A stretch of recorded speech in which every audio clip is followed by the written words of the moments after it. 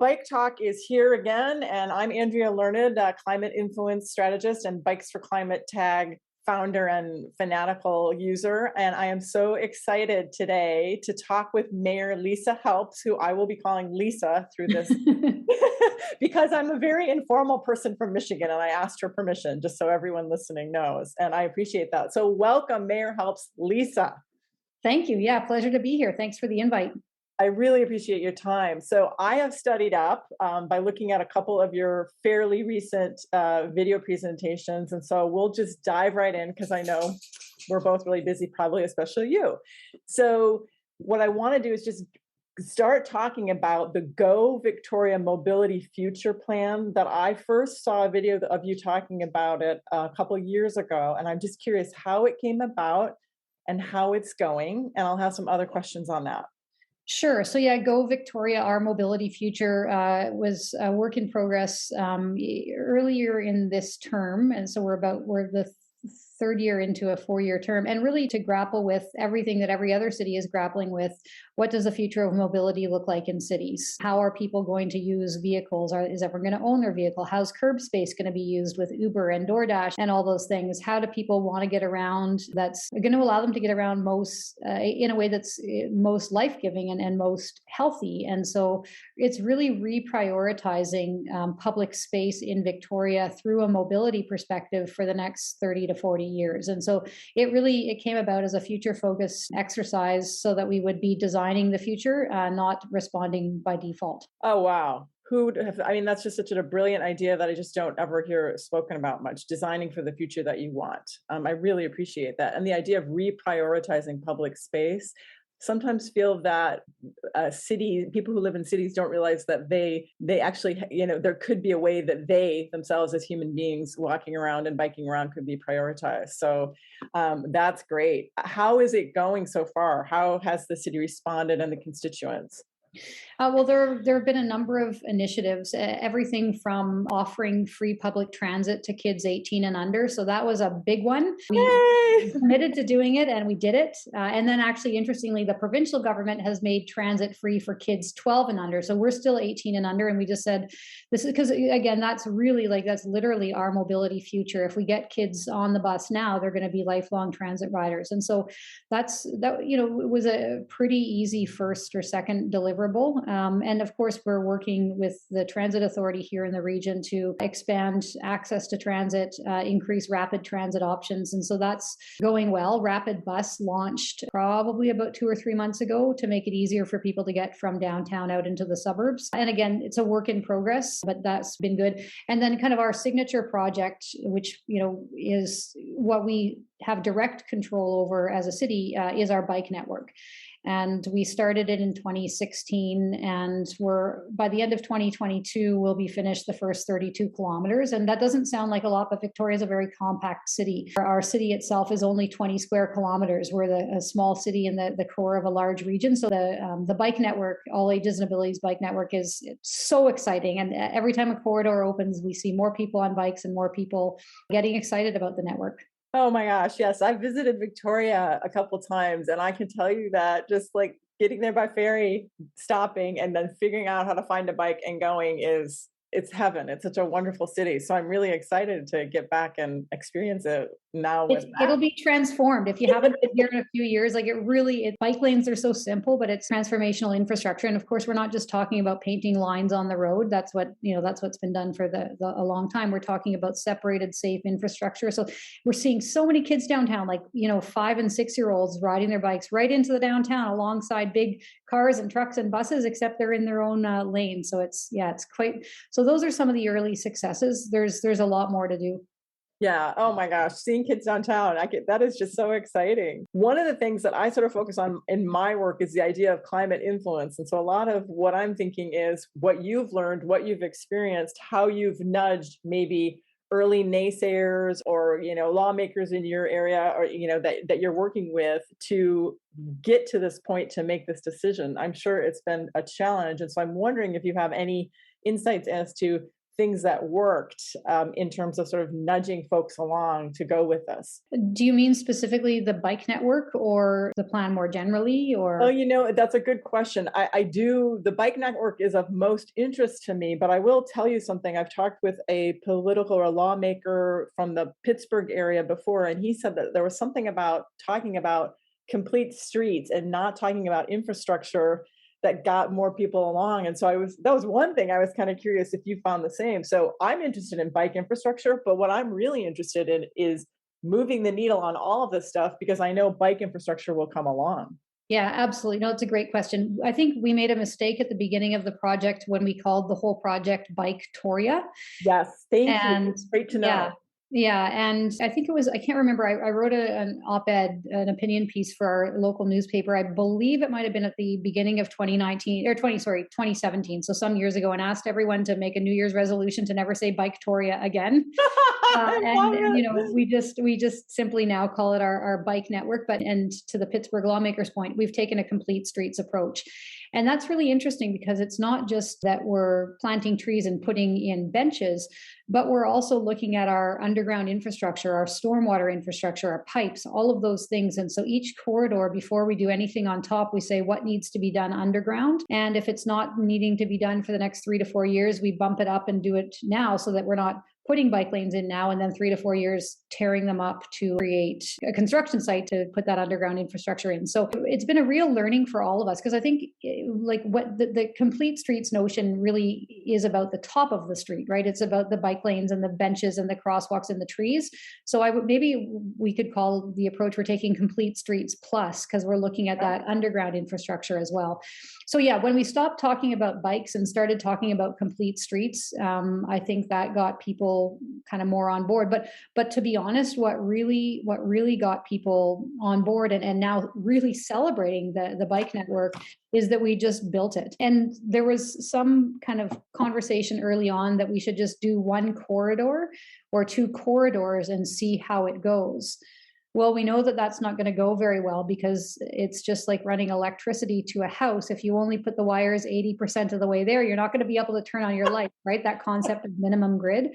And so we pushed ahead and we knew that we needed to do proof of concept. And so our first two routes were east-west. And then when we put the first north-south connector in, we saw more people on bikes. And then we just, at the end of the summer, finished the second north-south connector that runs all the way from the ocean all the way to the edge of our municipality. And it's, again, that's transformational. So it was difficult from a political point of view, but absolutely, so the way to bring people along is just keep going even when it feels difficult. I mean, that is just the key. If I just tweet that out a bazillion times, maybe some people will learn from that. I mean, that's wonderful to know. And I also feel like that's kind of the approach, though I haven't spoken with her, of Anne Hidalgo in Paris, right? Yeah. She's the one, right? She's the mayor that everyone's pointing to internationally. And I'm just like, there've got to be some mayors, in North America North America that have political will, which is one of the reasons I really wanted to talk to you. Yeah. And it really has taken political will. And at the beginning of the project, there are 9 people on my council. At the beginning of the project, the first corridor was 9 in favor. The second corridor was maybe 7 in favor. The third corridor was maybe 6 in favor. And you always need at least 5 to pass. And then now we just approved in one foul swoop the remainder of the network, 9 in favor, 0 opposed. And it's because why? The public loves the network. I mean, that is incredible. One other question that I want to ask you about that is I was just on an e-bike demo bike ride in Portland, Oregon with some of their lawmakers. And it was really interesting. I'm wondering if your council have all taken a ride on a bike or an e-bike. Are they aware of the experience of it themselves, or did you get them on the bikes as part of kind of moving them forward with this? That's a really interesting question. I would say 3 of us out of the 9 are bike riders as our primary mode of transportation, but the others drive cars, and the bike network has made it better for them too. And so that's how, we haven't forced everyone onto a bicycle to go for a ride, but now when they're driving on a downtown street or in a neighborhood, they either have the road to themselves because all the bikes have moved over to the bike corridor, or there's that safe separated. So it's been really interesting to hear car drivers say this is actually better for them as well. And so, yeah, that's kind of been our council's perspective. That's incredible, Lisa. That one of the things I'm always saying in my Bikes for Climate work is there is no downside. Even Yeah, if you there want is to, no downside. even if you want to keep driving your car, and usually, I mean, in my very cynical perspective, it's kind of older people that just are really kind of afraid of change and the driving around downtown in Seattle. There is no downside. You get more people on bikes, there's more room for you to be the traffic congestion you would like to be. Yeah, well, or and there's Victoria has a number of residents who are older, and also, I mean, but a lot of them are actually getting out onto e-bikes, and there's also considerations of people who have disabilities and can't can't use bikes for whatever reason, and so yeah, it really, I think people are starting to see the win-win of the bike network for everybody, whether you ride bikes, whether you take transit or walk or drive your car. That's amazing. And you just mentioned, kind of as an aside there, that people are more interested now with the e-bikes. So is that, I mean, the availability of e-bikes is getting more people of all ages and abilities going. Yes, you're seeing that? Yeah, absolutely. I mean, I don't have hard data, but anecdotally, there's at least one bike store in town. This is probably enough of a fact to be able to share. One bike store in town where 50% of their sales are e-bikes. But what I'm hearing anecdotally from seniors who just stop me on the street is that they say, I haven't ridden a bike in years, and I bought an e-bike and I'm so excited because they can get out of their car, they can be, and e-bikes are easy. I bought one too, right? It's really, to me, that's one of, I think we said it, but we didn't mean it, or we said it, but we didn't know how true it would be. Rather, of course, we meant it. That when we were building the network, it wasn't for your typical spandex wearing cyclist. It was for the people who are not on bikes, the kids, the seniors, people who might be more tentative, women. And so what we're seeing, and again, we do bike counts, but we don't do who's riding, because how do you count that? But again, anecdotally, way more people who wouldn't be out there who are now out there, and e-bikes are part of it, and I think the network itself is part of it. That is fantastic to hear. And to your point, I really agree. The people that are forwarding, or the people that are bike advocates, if you will, tend to be the hardcore people. Well, like me, I've been riding for almost 30 years now in cities and stuff. And everyone thinks that it's just our little cause. And it's like, no, no, no, you don't understand. If we do this, you will ride. I can. Yeah. And to hear that that's actually coming true in Victoria is fantastic. Yeah. So God, this is wonderful. Congrats. Yeah, it's really exciting. And I think it's taken a community effort, because as people, I mean, and certainly our staff, I mean, I was biking in the other day and I ran into one of our staff also on his bike, and I was like, how's it going? He's like, we're deep into implementation. Because I'm like, okay, our decision's made. And he's like, yeah, but we got to, so it's like we've got an amazing staff team. And some of the things we learned along the way, is to get better and deeper at engagement. And actually that this is, I think, an interesting thing to talk about, because the first two corridors, we did pretty in-depth, detailed engagement, almost like block by block, parking spot by parking spot. Third corridor, we did the same. And then I think we maybe kind of loosened up a little too quickly on the engagement. And there were a couple of corridors that met more resistance because there wasn't necessarily the same level of engagement. And so then the corridor after that, we did tons of engagement, like just probably way too much. And if that was the section, those were the sections that were approved unanimously. But I think we do need to, not just for Victoria, but for other cities, if building bike lanes is going to be just like putting up stop signs, putting up red lights, putting up all the things that you expect to see in a built out city, we've got to kind of normalize it. And in the next phase, not do so much engagement, because we don't ask the public, do you want a stop sign here? We don't ask the public, do you want a traffic light here? These are now normal pieces of city infrastructure. And I think we'll be able to build more corridors more quickly if we don't need to do all the engagement, because it just becomes normalized city infrastructure. So I don't know how close we are to that yet, but we'll see over the next couple of years. That is a really interesting point. It would not have even occurred to me, but that makes so much sense by continuing to ask these questions. And the other thing is, do you find that the citizens or the people that are using the bike infrastructure are kind of helping you sell it all along the way? So the buzz and sort of the appreciation is something that you just go, well, hey, did you check out so-and-so just said that? Like, it would just seem like you don't have to tell the story as much anymore because riders are. Yeah, exactly. I mean, that was for me a real tipping point. I clip out all the newspaper articles that are of relevance and they're on my whiteboard, and I could dig through it to find it. But anyways, I think it was, but I really lost track of all time and all seasons because of COVID. But Yeah. what month is it now? So Yeah. probably earlier, maybe end of the summer, there was a fantastic front page news story about how much everybody likes the bike lanes, how much everyone makes and it was something like, bike lanes mean I have no more fear. That was the headline, something like that. And so that was a tipping point. We no longer need to be the storytellers. The media and the community are now the storytellers. And that is incredible. Wow. Yeah. It's so fun to talk to you because this is exactly what I want to share with other cities and make sure people hear. So thank you.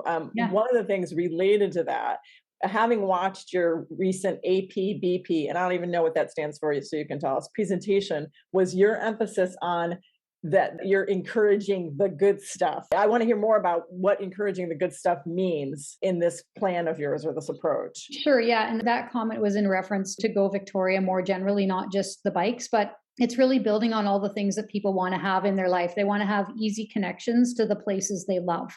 Right? Who doesn't want to be able to get to their favorite brunch place or their kids' daycare easily, safely, and affordably?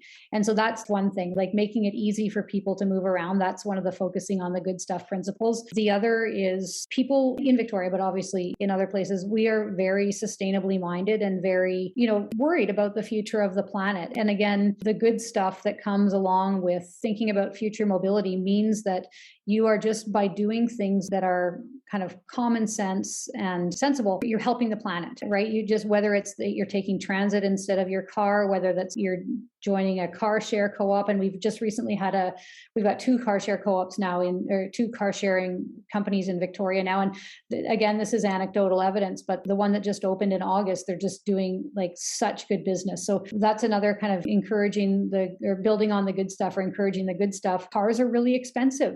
If you don't have to own one, you're going to have more money in your pocket, and that's a good thing. And then the other kind of focusing on the good stuff is really about health and wellness.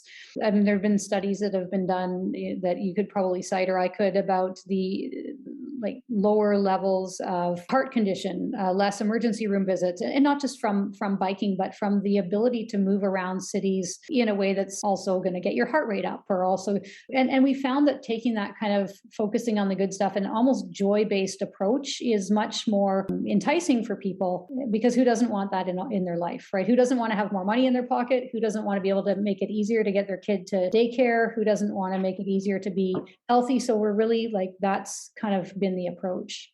Well, I love it. And one thing that you did bring up is this idea of climate. And something I've been wondering is, as you're approaching this and sort of making these changes, and I'm not exactly sure how Anne Hidalgo did it in Paris either, but even talking about climate. So you and I both live in cities that would seem to be fairly aware of climate action, et cetera, and the need for this. But I don't know politically if you talk about how great this is going to be for the climate at the front end of this, but you just know it's going to come through at the other end and people will be happy that it's happening. So I'm kind of wondering, with your approach, was climate kind of a selling point of getting going on this, or were you kind of softer on that and then picked up on it as the people picked up on it themselves later? That's a really interesting question. We adopted a climate leadership plan in 2018, so probably about a year before we adopted Go Victoria. And in the climate plan, 40% of our emissions in the city come from transportation. And one of the climate goals is that by 2030, 85%, sorry, I can't remember if it's 75 or 85%. By 2030, either 75 or 85% of people will be using walking, cycling, or taking transit as their main mode of transportation. And that alone will reduce our greenhouse gas emissions by 18%. And so we didn't that wasn't what we went running out to the public with when we were doing Go Victoria, but we already had set those targets in Go Victoria. And so in some ways, set those targets in the climate leadership plan. And then Go Victoria was one of the first deliverables of the how are we going to reduce our transportation emissions? So I would say that Go Victoria is nested under our climate leadership plan, but we weren't waving the climate change flag. We were waving the, hey, look how easy it's going to be to get safely into the downtown. And now as the network's building out into neighborhoods, you can go, I have a friend who lives in Saanich, which is a neighboring municipality. I can get all the way from my house to her house, probably about 5 or 6 kilometers apart, by only going on road without protection for probably maybe about 100 or 200 meters. And that was not possible 5 years ago. And so that's a feature for people. And of course, I'm saving greenhouse gas emissions, but that's not what, even I'm a very, obviously climate friendly mayor, but that I don't think I'm going to save greenhouse gas emissions when I go to Tracy's house for brunch. I'm like, oh my goodness, I can get there safely and comfortably. And so I think that's been, and the climate benefit comes. That is so, I mean, I am such a firm believer of that. And I have to say that this joy-based approach, or sort of Yeah. the joy-inducing versus the climate, one of the things that I think, because it's in my work, it's sort of the approach that I take, is you do all this stuff, you get people on bikes, and at the tail end, maybe like a year from now, you go, hasn't that e-bike been fun? Haven't you been getting places faster? Don't you love not having to deal with parking, whatever? And then at the very end, you go, you know what? You actually, by what you were doing, saved this much carbon emissions. People's eyes will pop, and then they'll be like, I'm so in. I don't think people realize how great it is to feel good about not doing those emissions, not contributing to emissions, and they're not going to believe it's a selling point. But a year in, they're going to be really proud of themselves. And as a community, I think you can elevate that and go, did you guys know that since we've done this, boom, anyway, kudos, more and more kudos to you, Lisa. This is amazing. Did you have any resistance to getting, as you were getting council people to sign on to it or whatever, was there any specific example where you knew that maybe a couple of them might be harder sells and you had some sort of strategy for getting them? Or did you just allow the process to sort of show those people that this was, I'm just kind of curious for other political leaders and city leaders, if there are any tips about trying to start to convince or persuade the people that are not quite there yet? It's a really good question. I think it depends on each council and how.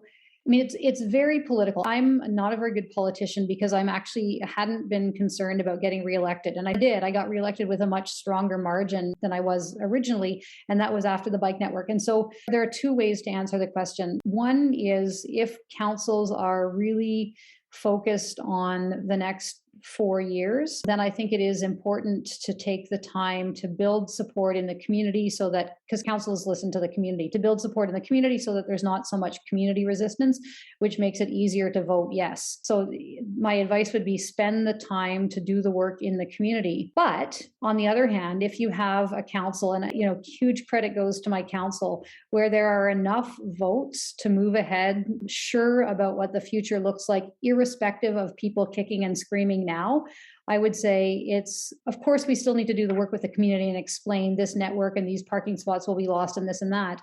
But it's political courage that's carried us through. It's that we never, and I might have had to take a different approach if I got worried about going below 5 votes, but I never did. I knew that there were enough councillors on board who could, and it's really difficult as an elected official to just say, I hear you, I understand you don't like this right now, but my job as an elected official is not just to take care of right now, it's to take care of the future. And so I guess the advice I would be is assess the nature of your council, see how much political courage there is. If there's a high enough quotient of political courage, forge ahead and people will come along. If there's not, you're probably going to need to take a bit more time. But we don't have time. I mean, we really need to hit net zero by 2050. So I don't know how much time we have to talk about this. Well, so this is, I mean, you're making lots of points that I make too. It's just like, I think the political will and this political courage, that's why I'm asking you these questions. Like people aren't finding it and leveraging and even thinking about it that way. And I think there's another point to your saying that you aren't really a politician, right? Like if people would be, if the people that are in politics to really make a difference can just let go of whether they want to be reelected and really help with the city and with regard to climate change. This is just me, not caring about being a mayor or whatever. I feel like your vibe and sort of your, things will change enough that you just sort of move forward with that political courage. It's almost like, again, Anne Hidalgo being mayor, and now was she saying she's going to maybe run for president? Yeah, that's right. And it's I've just heard like, that too. and I wonder if, for some 6 years ago, she was like, I'm not really a politician, and then it's just like, as you feel the momentum because people are responding to your not being a politician, there's something to it. Yeah, no, I think that's a really interesting point. I think the bike network, the first corridor was built in 2016, the second in 2017, and then we've been accelerating since then. But again, I can't remember all of it. And again, the world pre-COVID just seems like a long time ago. But we were under construction of the first north-south corridor either during or just right before the last election campaign. So I was elected in 2014, ran again in 2018, and really, I remember my campaign volunteers going down the Fort Street bike lane. There was bike parking embedded everywhere, and they'd made these little flyers that hooked on really well to people's gear. It was so crazy. And so when I was originally elected before the bike network started, I had 38% of the popular vote, and I won by 89 votes. And when I was reelected in 2018, I had 43% of the popular vote and was elected by a margin of 3,700 votes. And so, to me, that's just a sign that if you do what is actually the right thing in your heart and the right thing for the future, like most practical people will respect that. They might not like it, or they might not even be able to see like all the whys of doing it. But and I don't mean whys, WISE. I mean like all the reasons Yes. why.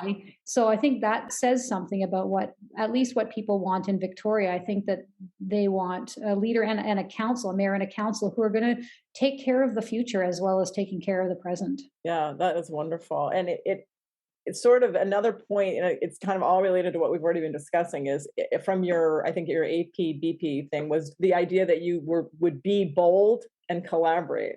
So what surprised you that worked with the new ways you were able to build collaboration around this plan, if there's anything that we haven't quite talked about yet? Sure. Yeah. When we started, as I said, we did a really, really detailed consultation on the first few corridors, these are like high traffic downtown streets, multi-residential buildings, businesses, parking, commercial loading zones, accessibility parking spots, like really, it was kind of block by block, meter by meter engagement.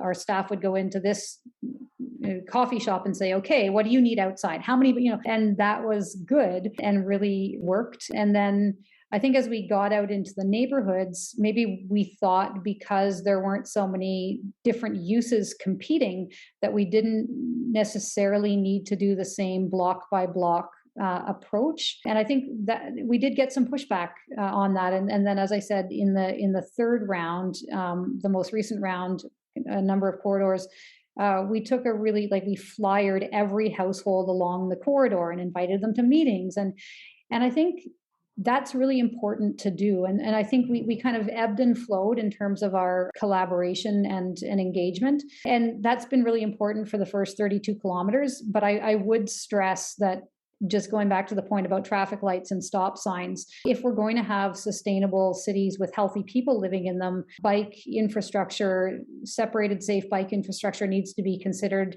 just as all other traffic measures, and we can't continue at the depth and level of consultation. Another thing that you really speak to quite a bit that I wanted to make sure that I asked you a question about is the diversity and equity, and just getting this accessibility to this sort of safe infrastructure. And I guess we're really still speaking very much about bike infrastructure, but the diversity and kind of equity related to this and what you found. And yeah, I mean, just, is this been different than other things that you've done in the city, and being able to tap and make sure that more people really get in on this? Well, bikes are cheap compared to a car, or there's that alone. If we create, safe infrastructure for people, then they don't have to spend so much money. And so that means if you're a lower income person, you've got better access to the city, or if you're a kid, you've got better access to the city.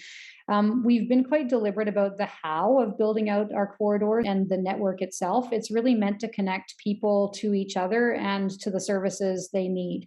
So all of our community centers that are city owned but community run, most of them have childcare.